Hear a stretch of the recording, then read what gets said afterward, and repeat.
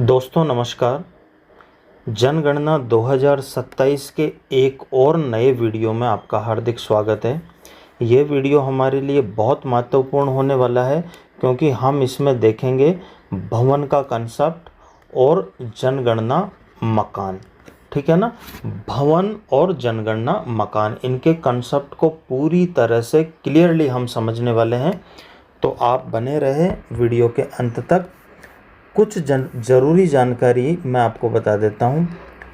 भवन संख्या जो हम देंगे वो हम 3 डिजिट में देंगे। 3 डिजिट के अंदर ध्यान रखना, भवन कितने डिजिट का होगा? 3 डिजिट का होगा, है ना। और जनगणना मकान हम देंगे 4 डिजिट में। ध्यान रखना, ये जनगणना मकान कितने अंकों में देंगे? 4 अंकों में। और भवन कितने अंकों में देंगे? 3 अंकों में। अब यहाँ पर आप देखिए कि 1, 2, 3, 4, 5 और 6 भवन आपको दिखाई दे रहे हैं। भवन नंबर 1 की स्थिति पे विचार करते हैं। यहाँ मैं आपको भवन नंबर देना भी सिखाऊंगा, जनगणना मकान नंबर देना सिखाऊंगा और परिवार संख्या भी बताऊंगा। और इस स्ट्रक्चर से भवन, जनगणना मकान और परिवार का ये पूरा कंसेप्ट मैं आपका क्लियर करने वाला हूँ। ठीक है ना। तो अब हम देख रहे हैं कि भवन 1, 2, 3 और 4, ये चारों भवन अलग अलग मालिक के हैं, यानी इन चारों भवनों पर अलग अलग स्वामित्व है। अभी हम 4 के लिए समझ रहे हैं।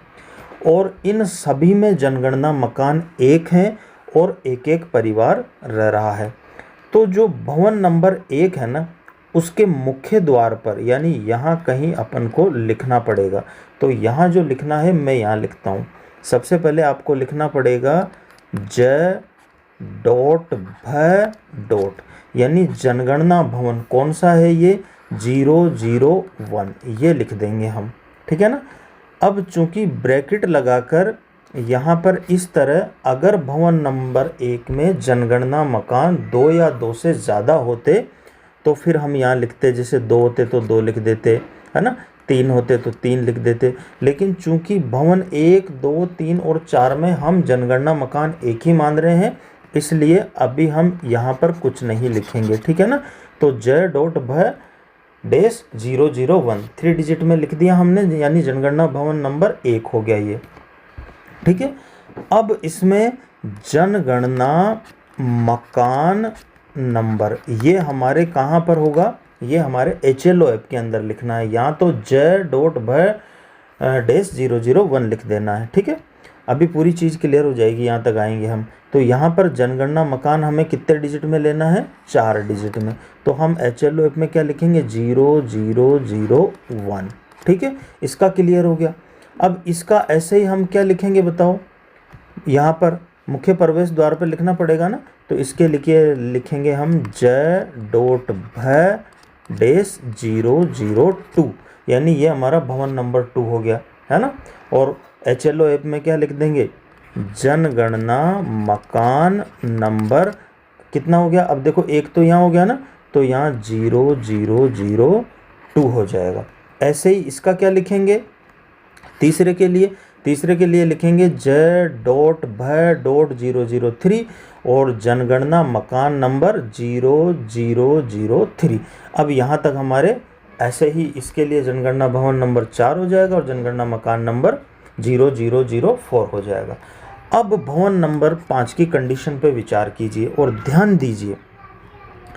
यदि इस भवन का यूज, यानी नीचे वाले का और ऊपर वाले का, अगर एक ही फैमिली निवास के लिए यूज कर रही है, यानी इसका उपयोग सिर्फ निवास के लिए हो रहा है और एक ही फैमिली के लिए हो रहा है, तो यहाँ हम लिखेंगे मुख्य द्वार पर, यहाँ पर क्या लिखेंगे? j डॉट भ डॉट कौन सा है? 005। ओके, ये तो जनगणना भवन 005 हो गया।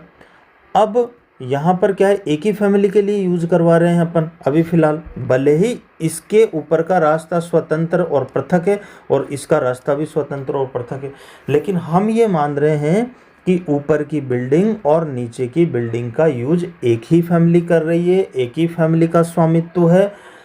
ठीक है।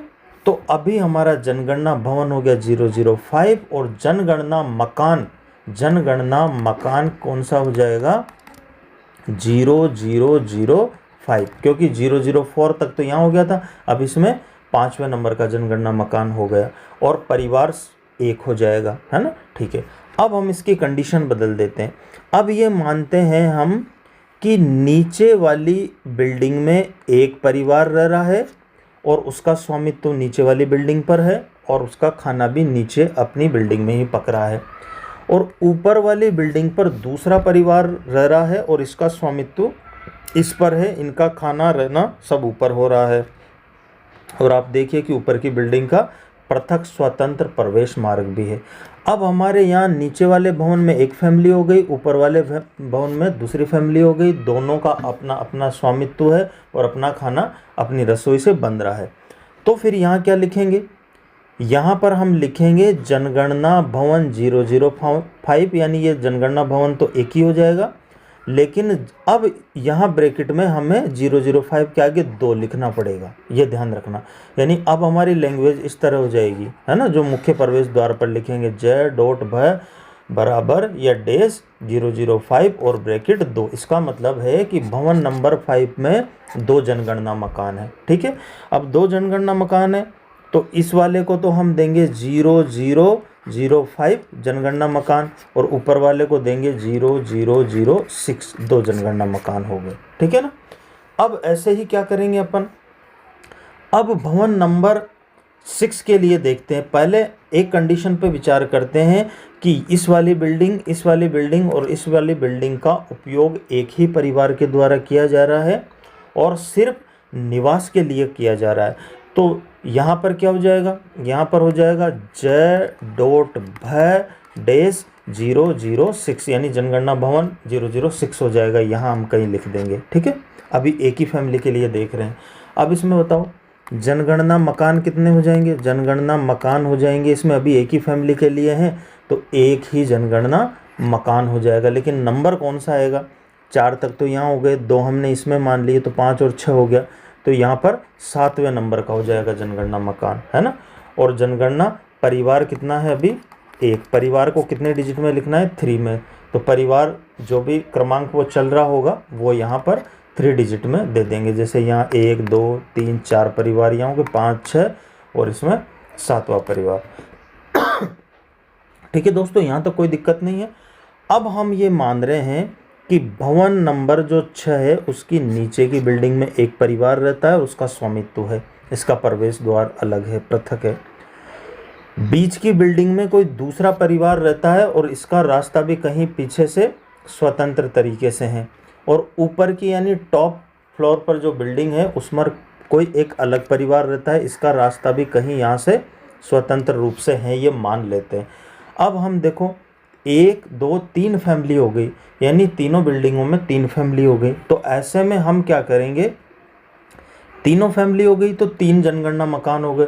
तो अब हम j.भ-006 और यहाँ ब्रैकेट में कितना लिखेंगे 3। ये 3 क्या इंडिकेशन दे रहा है, ये 3 इंडिकेशन दे रहा है कि जनगणना भवन 006 में 3 जनगणना मकान है।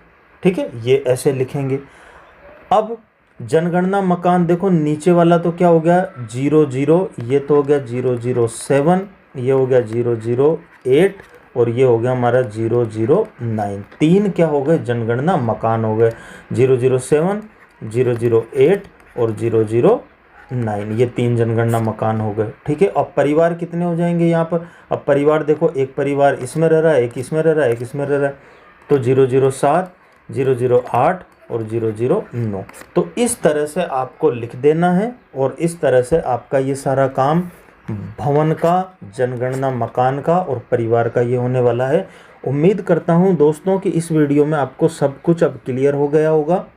फिर भी यदि नहीं हुआ तो इस तरह का एक और वीडियो में अलग स्ट्रक्चर का भी लेकर आऊँगा, आप उसको ज़रूर देखें और तब तक इसको समझने का प्रयास करें। फिर भी यदि आपका कोई डाउट है तो आप कमेंट कर दीजिए, मैं कमेंट का रिप्लाई करने की पूरी कोशिश करूँगा। थैंक यू दोस्तों, जय हिंद, जय भारत।